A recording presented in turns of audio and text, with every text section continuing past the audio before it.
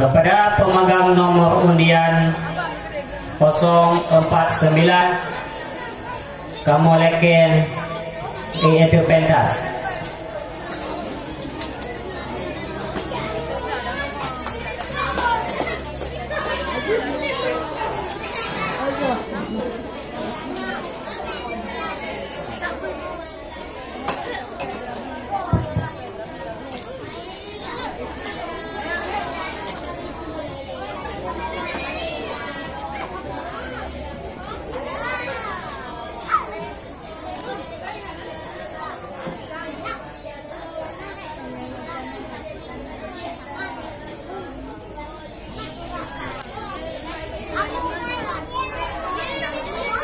Assalamualaikum warahmatullahi wabarakatuh.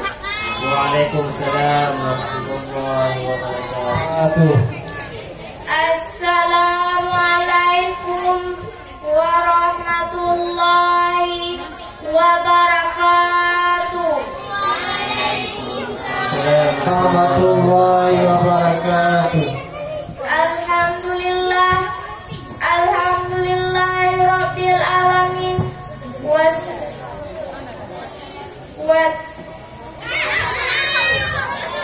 Wassalatu wassalamu ala asrafil anbiya'i wal mursalin wa ala alihi wa sahbihi ajmain. Amma ba'du. Pertama-tama marilah kita panjatkan kehadiran Allah Subhanahu wa taala yang telah memberikan rahmat dan hidayahnya di pada malam hari ini. Penghormatan saya kepada Pak Syekh Imum Lasa dan Dewan Juri dan teman-teman kami seperjuangan. Tidak mempersingkatkan waktu, izinkan saya untuk berpidato yang berjudul menghormati kedua orang tua. Orang tua adalah yang melahirkan kita sampai kecil, dari kecil sampai dewasa. Orang tua adalah yang menyekolahkan kita di waktu SD sampai ke terakhirannya. Sekian. Assalamualaikum warahmatullahi wabarakatuh. Waalaikumsalam warahmatullahi wabarakatuh.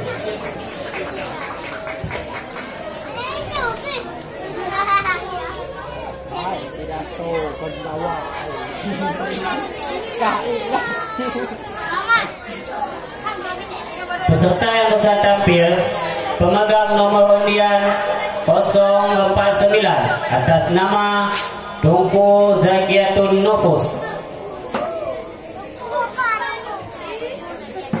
Peserta ke selanjutnya, pemegang nomor undian 050. Kepada pemegang nomor undian 050 kami persilakan dengan segala hormat. Pada pemegang nomor undian 051 harap bersiap-siap.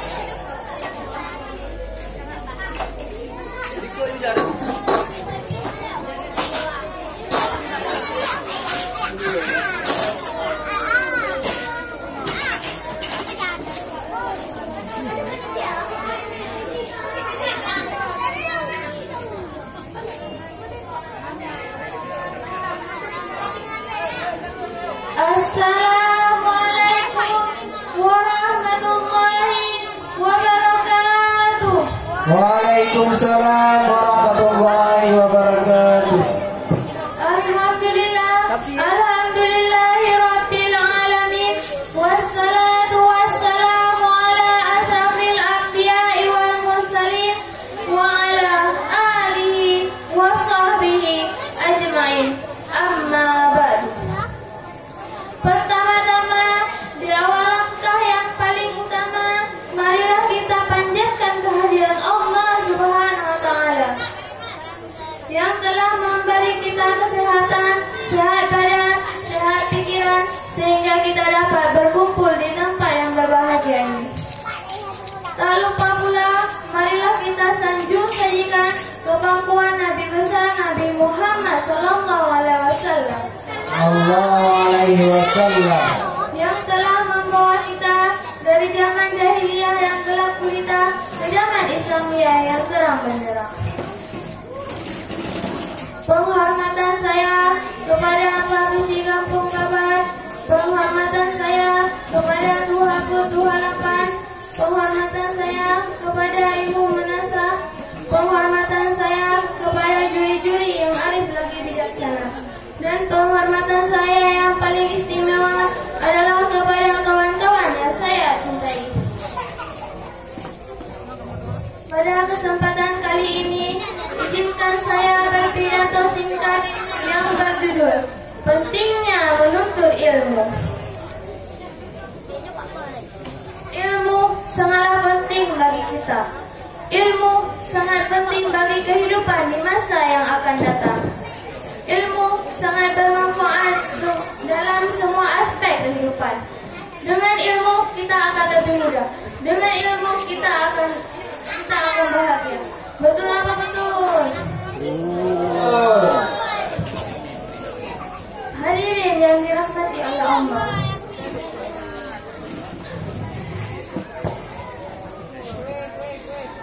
Seperti yang telah saya sampaikan tadi, ilmu sangatlah penting bagi kita. Barang siapa menginginkan kebahagiaan di akhirat, maka jawabannya adalah ilmu. Jika kita menginginkan kebahagiaan di dunia, maka jawabannya adalah ilmu. Dan jika kita ingin meraih kebahagiaan di akhirat dan dunia, maka jawabannya adalah ilmu. Hadirin rahimakumullah. Mencari atau menuntut ilmu adalah wajib bagi kita. Kewajiban yang harus kita lakukan tanpa membeda-bedakan status sosial, umur, maupun jenis kelamin.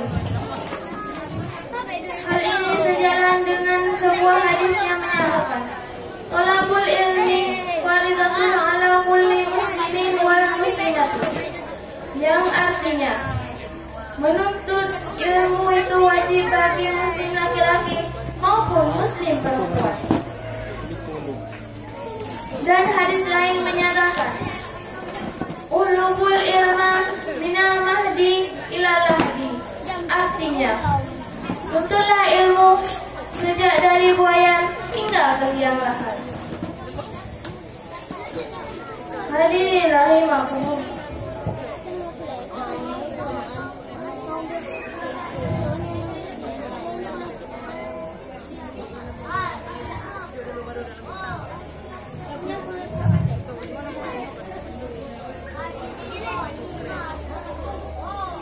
Sekian dan terima kasih.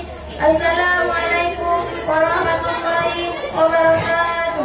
Waalaikumsalam warahmatullahi wabarakatuh.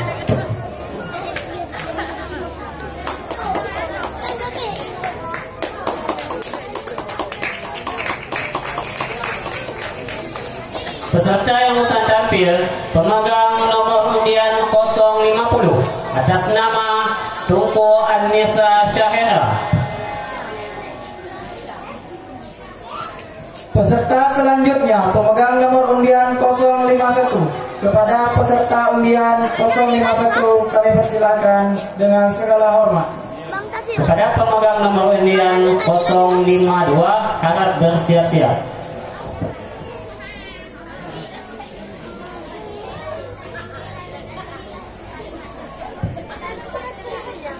Bismillahirrahmanirrahim. Assalamualaikum warahmatullahi wabarakatuh. Waalaikumsalam warahmatullahi wabarakatuh. Alhamdulillahil latifil khabir. Wassalatu wassalamu ala nabiyil mustafal bashirin nazir Sayyidina Muhammadin nabiyil arabiyatit tahir wa ala alihi wa ashabihi ila yaumil qiyamah. Amma ba'du. Bismillahirrahmanirrahim. Rabbi shrah li sadri wa yassir li amri wahlul 'uqdatam min lisani yafqahu qawli. Shallallahul alaihi. Pertama-tama marilah kita panjatkan puji dan syukur atas kehadiran Allah Subhanahu wa taala yang masih melimpahkan nikmat, rahmat dan karunia-Nya sehingga dapatlah kita berhadir di MTQ perdana di Kampung Kabat ini. Salawat beriring salam kita alamatkan ke pangkuan Nabi besar Muhammad sallallahu alaihi wasallam. Revolusioner Islam sedunia, pendobrak kebatilan dan penghancur kemungkaran, panutan kita semua. Dan kepada keluarga dan sahabatnya sekalian yang telah rela berjuang dalam hidupnya demi tertegaknya kalimatul haqq, yaitu la ilaha illallah wa Muhammadur Rasulullah sallallahu alaihi wasallam. Yang saya hormati Dewan Juri yang arif lagi bijaksana, Kecil Kampung Kabat beserta seluruh perangkat kampung, dan kepada seluruh panitia pelaksana yang telah bekerja keras demi mewujudkan acara ini. Yang saya muliakan guru ulun tuan, abah dan umi, dan yang saya banggakan seluruh hadirin dan peserta yang hadir pada malam yang berbahagia ini. Izinkan saya menyampaikan sebuah pidato yang berjudul Salat Mencegah Kemungkaran dan Meraih Ketenangan. Hadirin masyarakat muslimin rahimakumullah. Allah Subhanahu wa taala berfirman dalam Al-Qur'an surah Al-Ankabut ayat 45 yang berbunyi, A'udzu billahi minasy syaithanir rajim. Bismillahirrahmanirrahim. Utlu ma uhiya ilaika minal kitabi wa aqimis shalah. Inna salata tanha 'anil fahsya'i wal munkar wa la dzikrullahi akbar wallahu ya'lamu ma tasna'un. Shadaqallahul azim. Yang artinya, bacalah apa yang telah diwahyukan kepadamu, yaitu Alkitab, Al-Quran, dan dirikanlah salat. Sesungguhnya salat itu mencegah di perbuatan-perbuatan keji dan mungkar. Dan mengingat Allah, salat adalah lebih besar keutamaannya daripada ibadah-ibadah yang lain. Salah satu rukun Islam adalah mengerjakan salat secara konsekuen. Artinya, tak ada salat fardu yang ditinggalkan tanpa alasan yang membolehkannya. Dan selalu menjaga waktu-waktu mengerjakannya yang afdal, yakni di awal waktunya dan tak pernah melalaikannya. Apalagi mengingkari bahwa salat itu bukan perintah yang tegas dari Allah Subhanahu wa taala dan Rasulnya Muhammad sallallahu alaihi wasallam.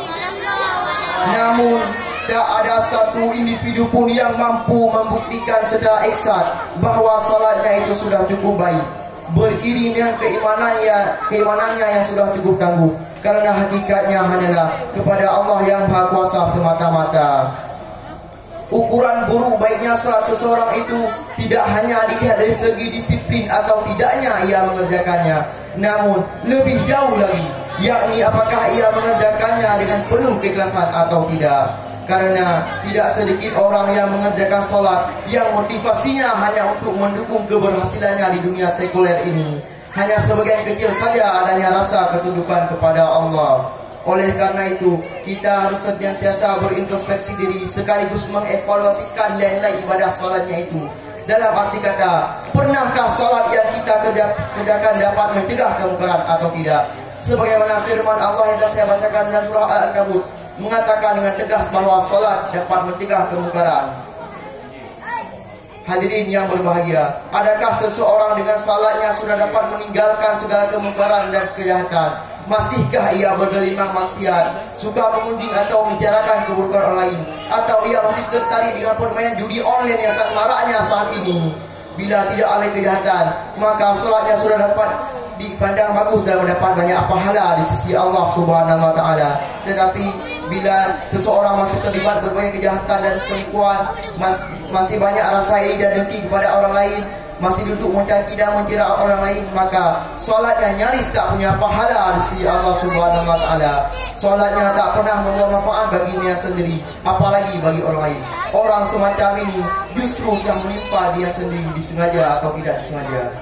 Dewasa ini banyak orang mengerjakan solat tapi jiwanya tak pernah aman. Hatinya kacau, terutama karena faktor-faktor kecemburuan dan iri hati, atau karena faktor-faktor bersikap ekstrim dalam segala hal aspek kehidupan. Ini semua terjadi karena dia tidak menghayati makna pada solat yang ia kerjakan itu.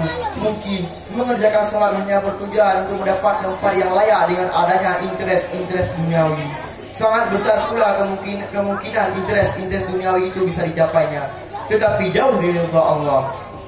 Hadirin yang dirahmati oleh Allah, jika salah seseorang telah diridhai oleh Allah, pasti solatnya diterima oleh Allah Subhanahu wa taala dan mendapat pahala kelak di hari akhirat. Dan kekuatan pahala ini juga lah yang akan mendorong seseorang ke dalam surga. Di samping itu, kita juga dapat melihat adakah ketenangan jiwa yang diperoleh oleh orang tersebut dan bagaimana cara memperolehnya. Banyak orang menyangka kalau banyak harta pasti ia akan bahagia, atau jika seseorang mendapat kedudukan yang tinggi pasti ia akan mendapat kebahagiaan dalam hidupnya.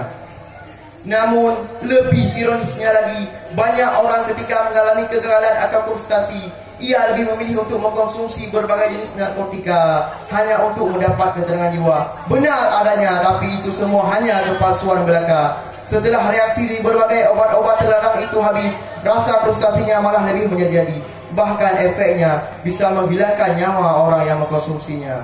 Hadirin dan hadirat yang dirahmati oleh Allah, kalaulah semua orang tahu, maka tak ada obat anti frustasi, tak ada terapi yang akurat untuk semua ketenangan jiwa selain menyebut-nyebut dan mengingat Allah Subhanahu wa taala. Sehubungan dengan ini, Allah Subhanahu wa taala berfirman dalam Al-Qur'an dalam surah Ar-Ra'd ayat 28 yang berbunyi, A'udzu billahi minasy syaithanir rajim. Bismillahirrahmanirrahim. Alladzina amanu wa tasma'innu qulubuhum bi dzikrillah, ala bi dzikrillah wa tasma'innu qulub. Shadaqallahul azim, yang artinya yaitu orang-orang yang beriman hatinya menjadi tentram dengan mengingat Allah. Ingatlah, hanya dengan mengingat Allah hati menjadi tentram. Tidak ada seorang pun baik kaya, miskin, mulia dan hina di muka bumi ini yang lebih sukses dalam hidupnya selain daripada Nabi besar Muhammad sallallahu alaihi wasallam. Bila ada juga hanyalah para nabi dan rasul-rasul sebelum beliau. Namun Nabi Muhammad sallallahu alaihi wasallam hidup dalam keadaan sederhana karena memang beliau sendiri berdoa agar diberikan hidup dalam keadaan sederhana.